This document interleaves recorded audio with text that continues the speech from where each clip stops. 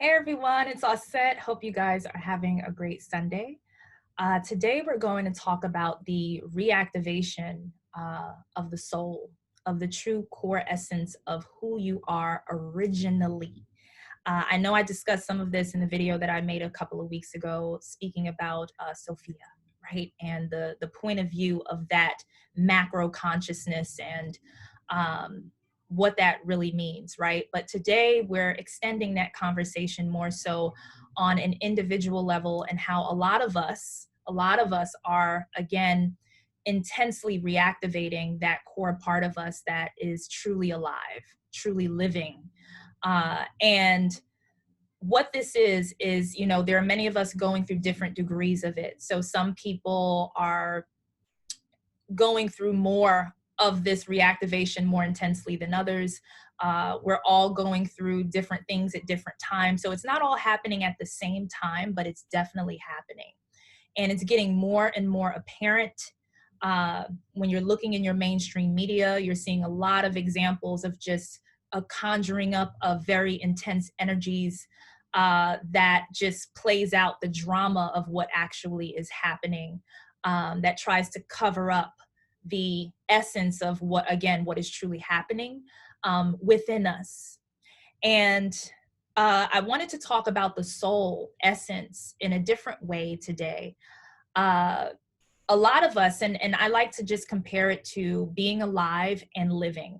So there's a difference between the two. And of course, we are biological beings here. We are breathing, we are walking, we are talking, we are interacting with each other, right? But that doesn't necessarily mean that a person is living. It just means that they are alive. Now, when you are truly living, lucid living, the name of this channel, right? And when you're truly lucidly living, you are embodying the soul essence of you, the soul essence of your inner I am. You are truly tapped into it, because that essence is meant to be action based and to create on your path. Now, the way that I wanted to talk more so about it is the heart and the mind, the heart and the mind, the heart and the mind. We talk about the alignment between the mind, the heart, and the soul, or mind, body, soul connection, just in general, the great trio of that alignment. But the thing is, there are times and cycles, and you can even see this. I made a video not too long ago talking about the fallen ones and the Anunnaki and so on. And I brought up the Emerald Tablets, Halls of Amenti, how there are certain, there are 100-year periods every 1,000 years where beings come back. It's like the big return, the big arrival of self. And this is happening. It's really happening now. And if you haven't recognized it or noticed it, but the aliens are back, and you are probably an alien. So accept it. But seriously, alien, far into the program, right? So anything that is programmed to any matrix that is programmed to be structured in a very specific way, anything that comes in and feels disrupted to this structure is called a virus. So basically, the soul within itself, the true essence of soul, has become a virus to the false programming. And so if you're looking for a war of the worlds or the aliens versus human situation going on, it's already happening, just on a different level, okay? And what people are trying to look for externally and obviously is already happening on many other levels. So this is a time where there are many storms on the consciousness. I spoke about this last week on Instagram. I made an Insta video about this because I was sensing storm, but not just storm. I know we have hurricanes and tornadoes and all of that, and it's the season, but I'm talking about on a conscious level. There are storms on the consciousness. So it's basically like a sweep. It's a great sweep and a reset, supposedly, of the quote unquote human programming within the false matrix system. So with that, there are many of us who have just been walking around dormant inside of ourselves. And the great reawakening is happening because we've all had this agreement as a tribe together to work together when this time would come. And the time is here and the time is now. So in doing this, it is very important to capture yourself when yourself, like that aspect of yourself that has been disconnected for so long, is trying to reconnect with you alignment wise, right? It doesn't go anywhere. You don't go anywhere, or your connection to the all, to organic consciousness within itself, it never goes anywhere. That's an illusion that you are separated from it. And if you choose to believe in that programming, then that is what you will experience. But when you are choosing to say, hey, let me align myself with the bigger picture of the I am and see what this is and what gifts lie within that particular connection. So what's happening is that there's an agreement, a mass agreement on this reconnection. And it's beautiful. But for some people are not necessarily ready to face this part of themselves. So many people are dealing with these activations in different ways. Now, I wanted to give an example of how the system works together, at least with this activation, just to give you an idea on why the soul connection is important outside of the obvious reason of why. And as I said before, embodying your soul is truly living. That is when you are living and alive, not alive and dead. So what is happening is when we're talking about the mind and the heart, right? So the heart is very intelligent, but it's kind of like everyone's sun was hidden. Everyone's inner sun, not everyone, but when I say like on a mass level, at least, there are many beings whose souls, again, were hidden, not taken away, because no one can take your soul. It is a choice for you to either connect or disconnect, but no one can take it away. So it is up to you to align with it. So there's been a lot of, again, dormant or misaligned souls that have just been sleeping and dim, you know, and then there's just enough spark to get by, right, on that. But other than that, it's just there, right? So as it's there and reawakening within yourself, it's kind of like the sun is rising inside of you. So when we think about heart, we're thinking about earth, right? The anagram for earth is heart. We know this. We see the word within itself. It is the center within all of the chakras. And it is a very highly intelligent part of us. It is a very mysterious part of us because no one knows the beginning of the heart, of the beating of the heart. It just beats, right, out of nowhere. So that power is constantly being studied, right, by all of those who study, right, study those aspects of how we work. So that powering of the heart is extremely important. It is very mysterious, and it is infinite, and it is infinitely intelligent and very intuitive. So the thing about that is the connection with the heart and the mind is the heart guides the mind through wisdom, because the heart has a knowing, the mind has a learning. Okay, so the heart is not necessarily learning because it knows.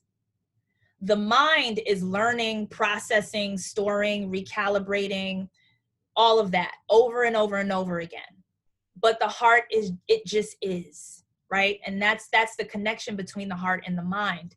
So when you align these two, the thing is, although the heart sends signals to the brain first, especially when it comes to intuitive language and so on, subconscious language, subconscious awareness, emotional awareness, and so on, Without the soul connection, that can also still be a distorted connection.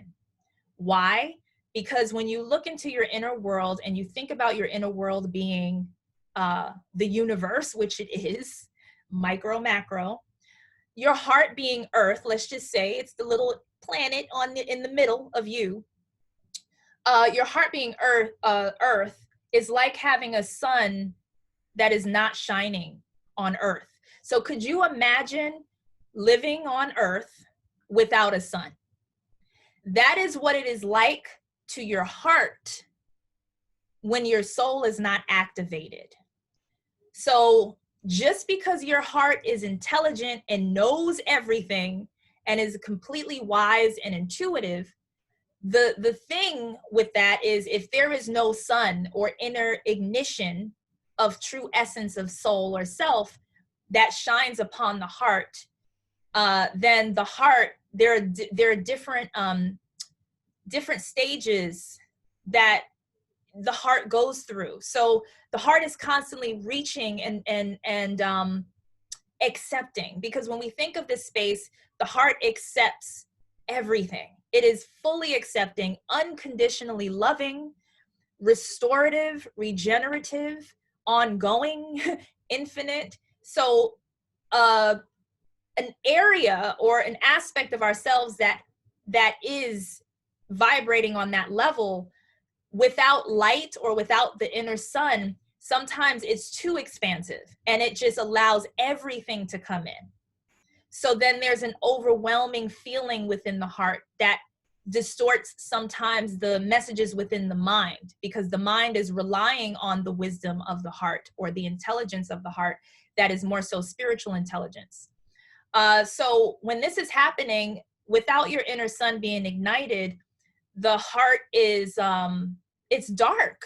So it's like your heart is blind, right? It feels like the heart is blind, but the heart still knows how to navigate through its own world blind.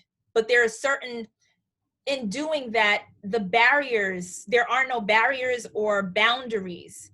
And we all know that when we're inviting the mind space and the heart space to be aligned, that there has to be boundaries of some sort, or at least refinement for the communication, right? So it's like being a super mega empath without any kind of doors or gates. And just because the heart is all loving and unconditional in that sense does not necessarily mean that, you know, there are no, again, there's a difference between conditional or putting conditions for an environment versus setting boundaries, right? So there's no judgment within the heart space, but there are boundaries due to the heart or you working with your mind having just being careful, right? Full of care with the space that is very precious in that way. So a lot of people are walking around with heart and mind without an inner ignition or inner spark or inner soul or inner light.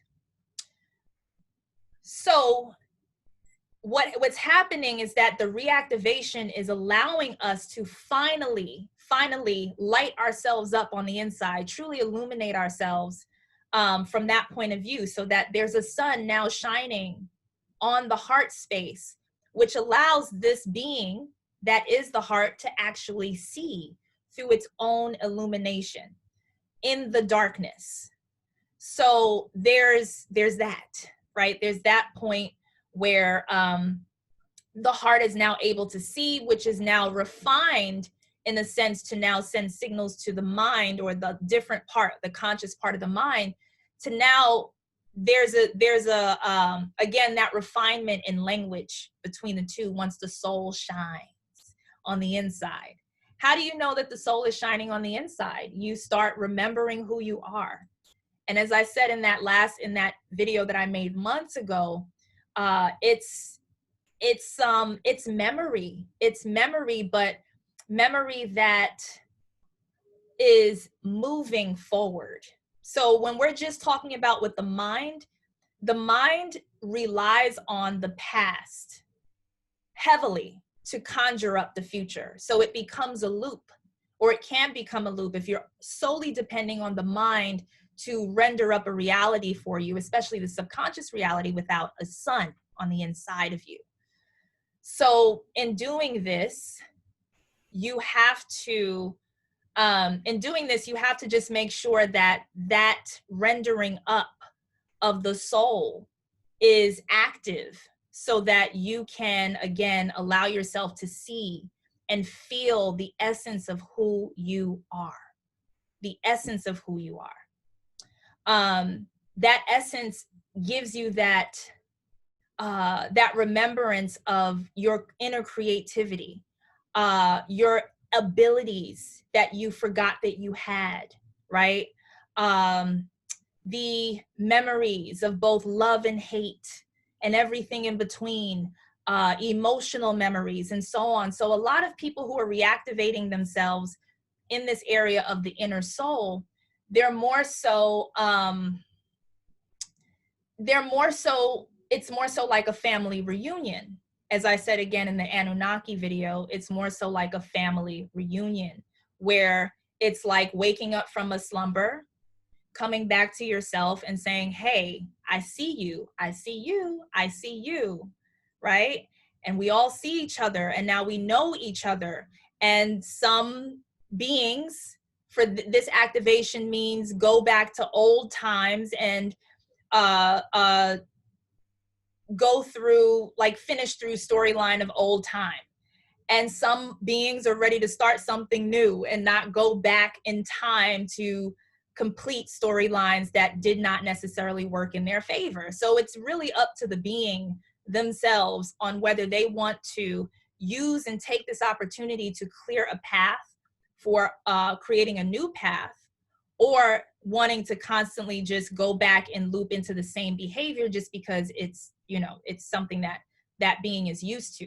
When someone is in a slumber, when you go to sleep and you dream, when you wake up from the dream was kind of like an intermission to your sleep or to that cycle, but you still continue from yesterday to the next day as a sequence. So there's a continuation. Oh, I did that yesterday, and today I'm going to continue the sequence on and on and on.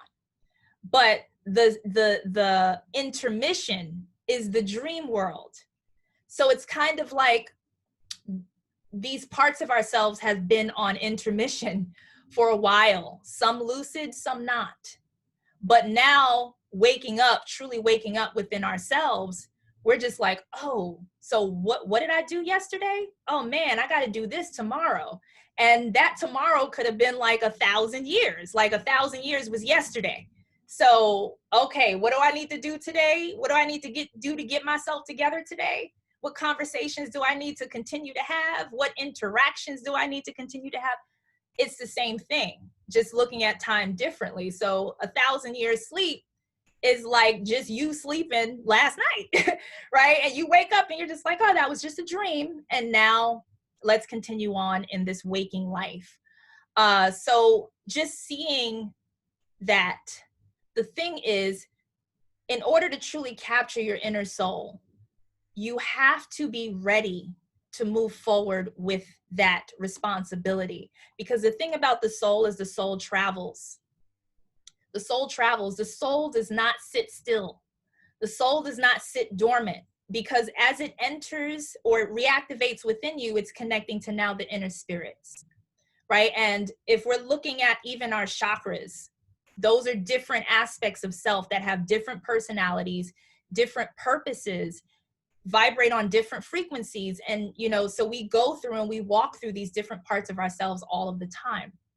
So our soul reactivated within self or reconnected is interacting with these different parts of self that are now acted out with more vibrancy, more willpower, right? More just proactiveness in self and on the path.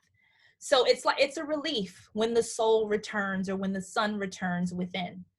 And again, everyone is going through different levels and different degrees of this in some kind of way. You can see it again being played out in the drama of Hollywood and the music industry and so on. So I'm not going to make this video too long, but I just wanted to welcome a lot of you back.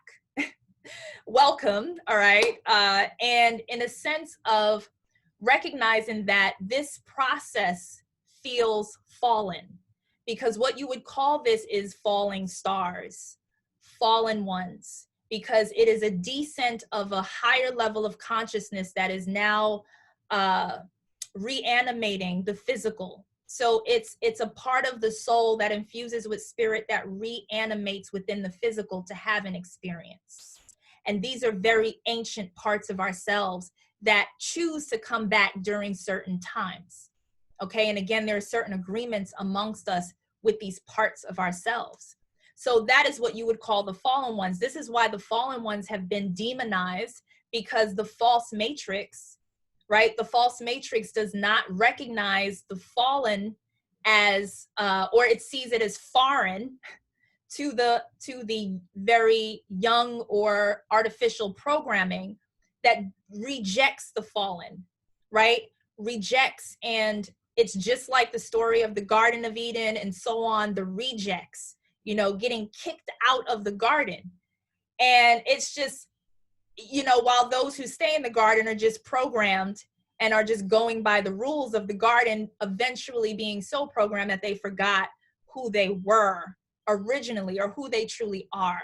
So then there's this war created between the garden dwellers and the quote unquote outsiders who are really the insiders.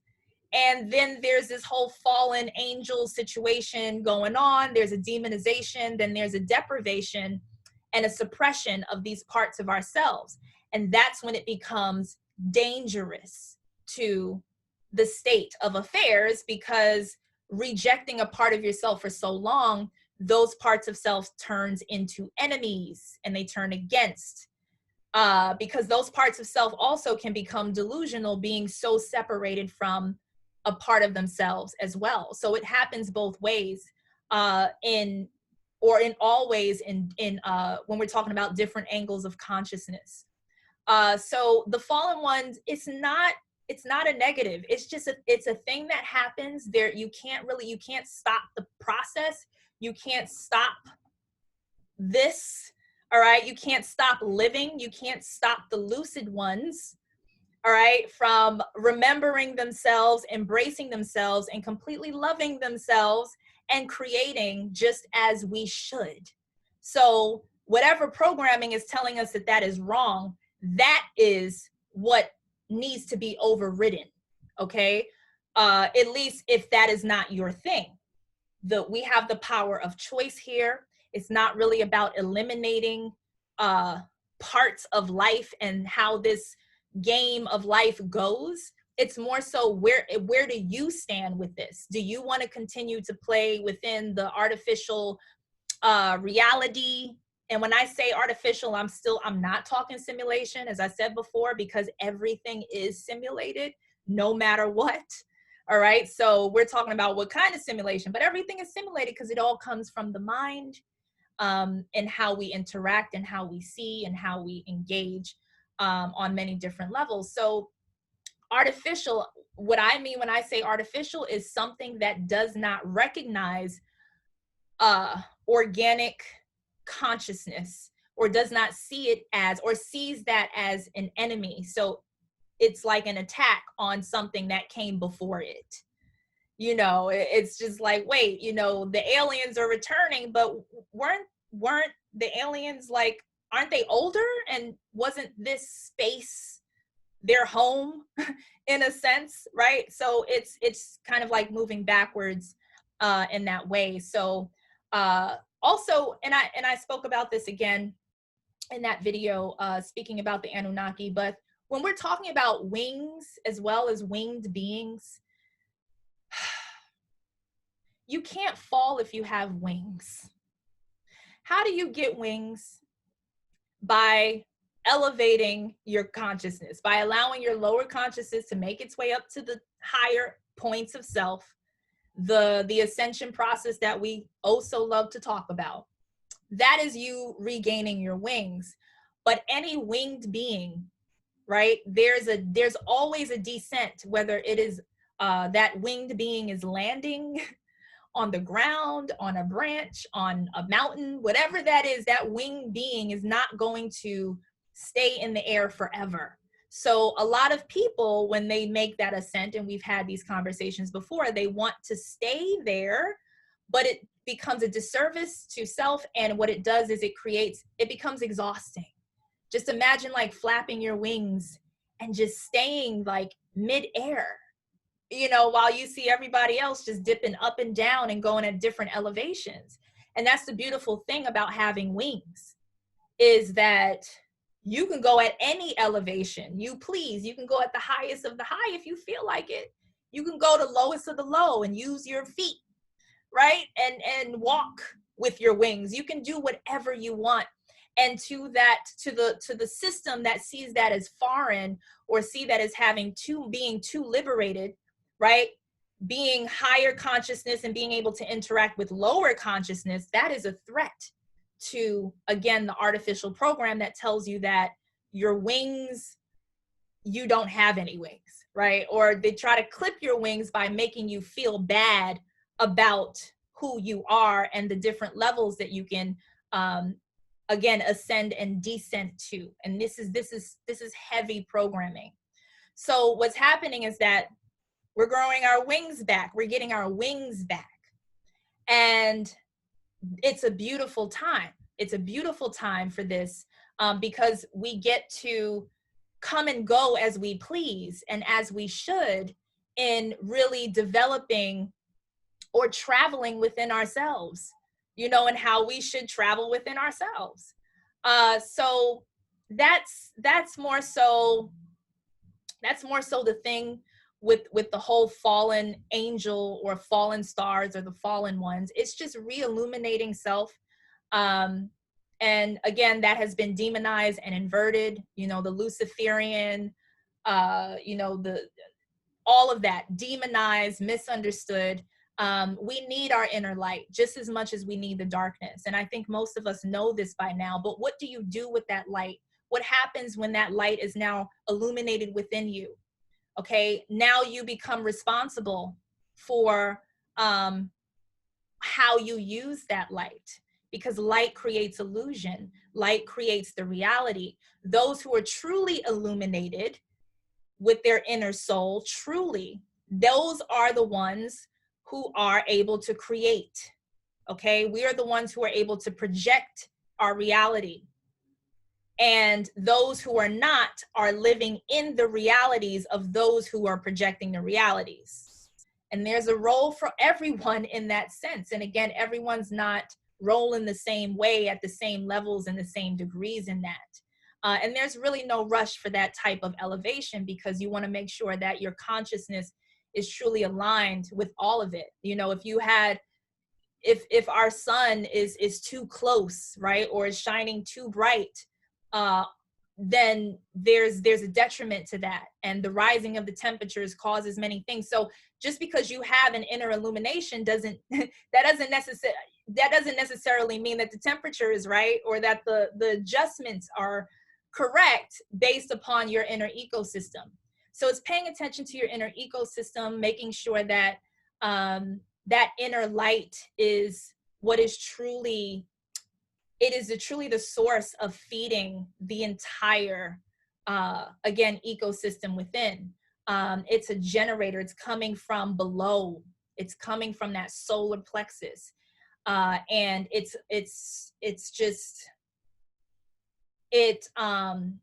just illuminates all within.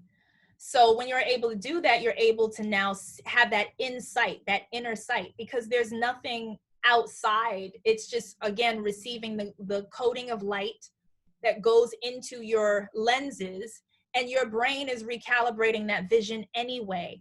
Your brain, there are parts of your brain that are editing certain things because you're not ready to see them. So you don't see the other interdimensional beings that are walking next to you. You don't see them because your consciousness may not necessarily be ready for that.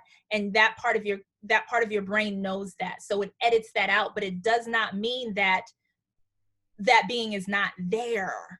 Okay, so this is why we all see at different levels. But when you are working with your inner sight, your insight, you are now sending signals to that part of your brain and saying, I'm ready. I'm ready to quote unquote see more. I'm ready to see more of me. I'm ready to see more of my projected reality of what I am creating. I'm ready. So it sends different kinds of signals to that part of your brain. And the editors in the brain, right, our inner editors, they get so excited because there's new content coming in, right? There's new content. So it's just like, all right, so new content. This being is now ready to start seeing a little bit more of the light spectrum. All right, so let's create. Let's create. And again, it's an exciting time if you can just allow yourself to see the growth as an exciting thing that is happening in your life. There are many things that I've been facing just personally, that fears that I didn't even know that I had. All right, until I was faced with certain fears, and I'm just like, oh, so facing these fears is kind of like looking into that inner light. It's like, oh my gosh, this is very overwhelming. I thought I went through this clearing within myself, and it's more so like, nope, there's more to you. So the more you not try to avoid this part of you, the better it gets. And the fear just dissipates. When you really face the fear, it turns into your friend. So that's again, a lot of the processes that we're going through. So I just wanted to come on here and just share this message for those of you who are really going through your awakenings, knowing that you are not alone, that this is happening to a lot of us on many different levels. You are not crazy. You are not like seeing things or experiencing things that are out of the norm. This is the new normal, the reactivation, the inner abilities, the ability to see within yourself even deeper, the ability to embrace that dark just as much as you are excited about embracing the light, and so on. For some people have been in the light for so long or super illuminated that there's been a fear of that inner darkness that is also, there's a as above, so below in that sense. It's not just the inner light that is reactivating, but it's the wisdom that lies within that inner darkness within you that is also reactivating.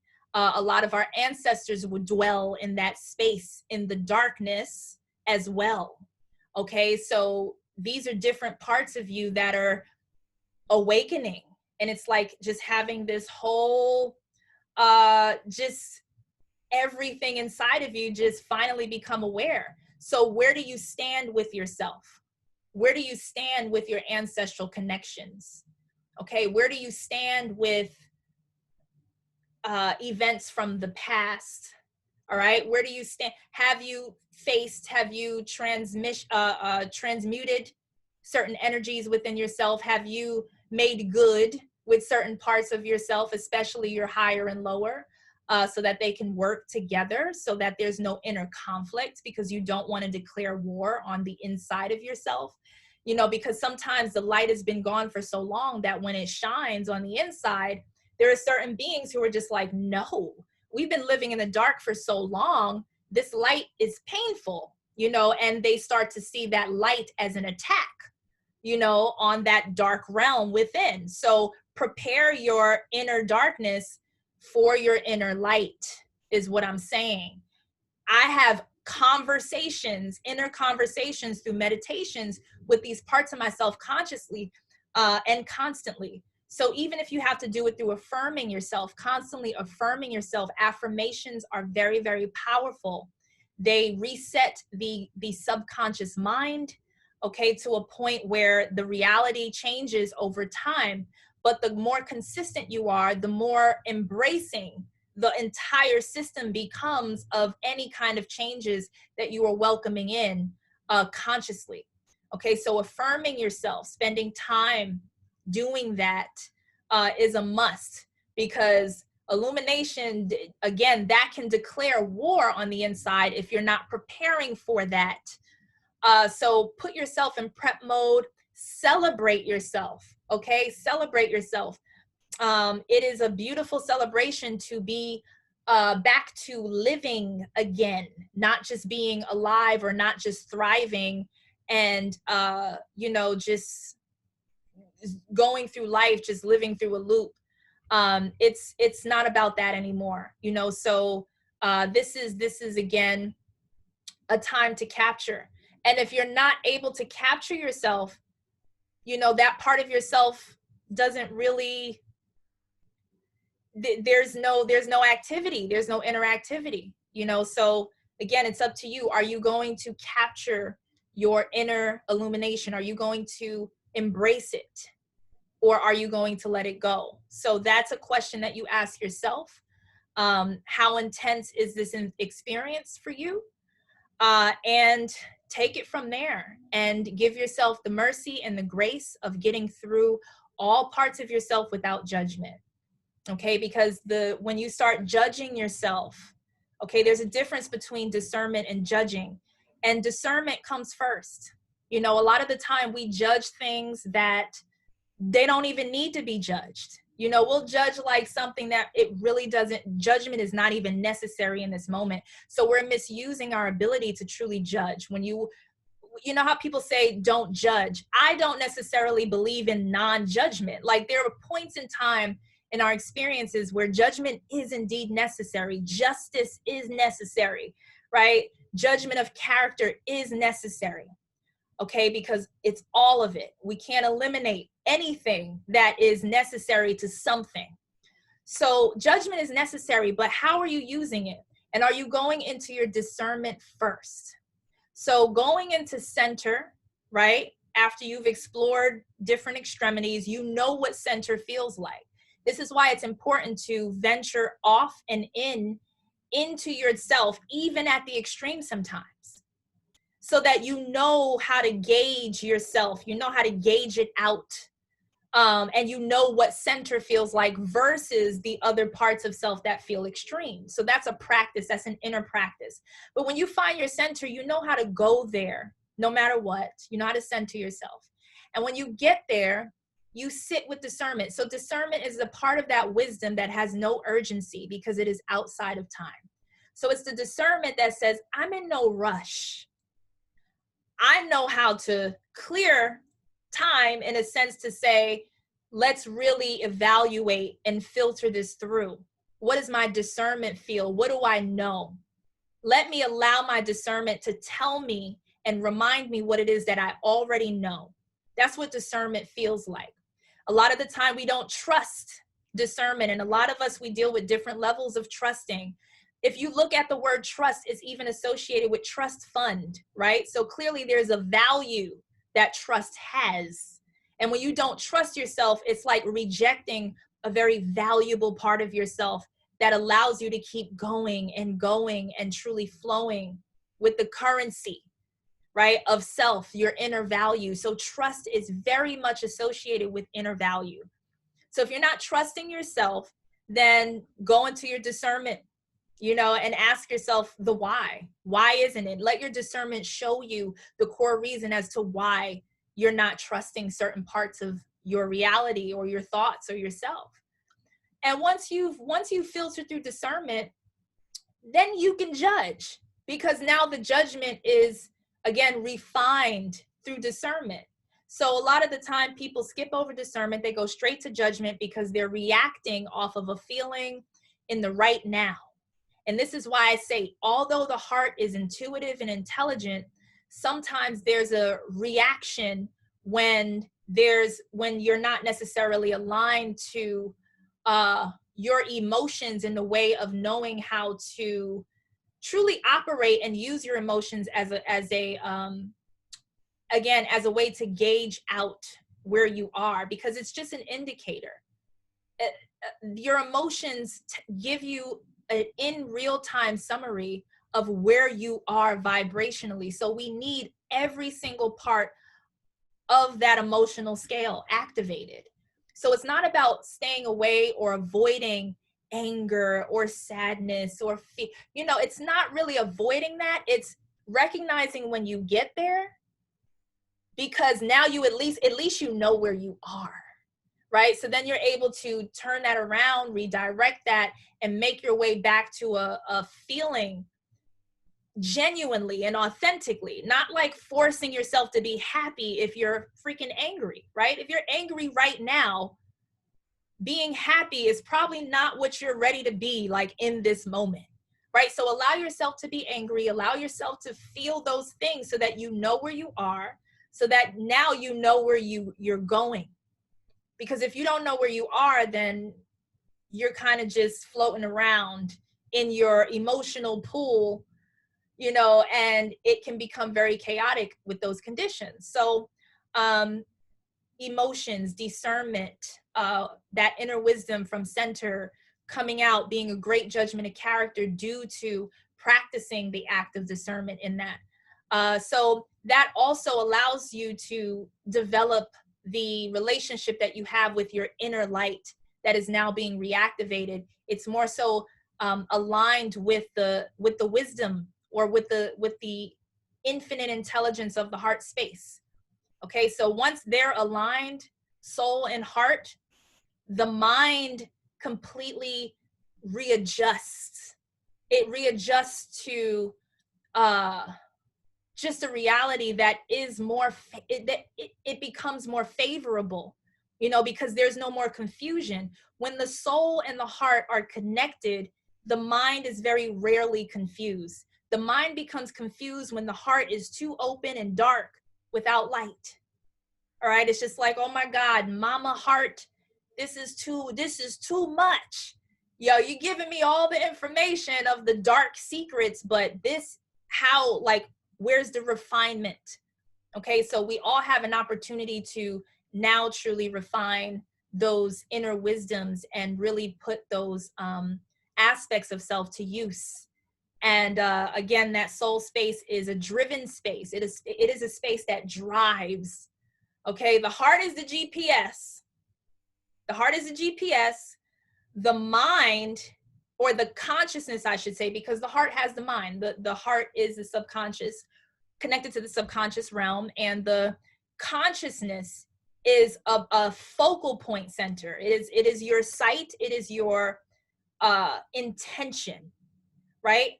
But if you're driving without your lights on on a really dark road, you got your GPS, but you can't see.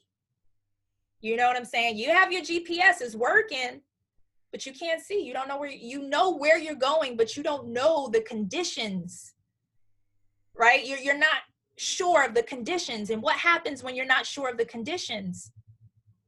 You freak the fuck out. Like, you freak out. It's dark. My GPS is working. I know where I'm going because I have a focal point, but where's the light? Where's the light? Right? So then you turn the lights on, boop. Now you can see, perceive your conditions, and now you become more at ease. You're like, all right, the light is shining, my GPS is working, and my focus is on point. Boom, boom, boom, right? True alignment of self. Now let's go. You know, and that's the relationship that you have with that inner ecosystem, with these new, not even new activations. They're not even new. Like, they're ancient, but they're like, they're reactivating, and they're just coming back home, because home is you, you know? So that's just what it is. So enjoy this time and celebrate yourself. All right. So with that, thank you for watching, and I hope you guys enjoy the rest of your week.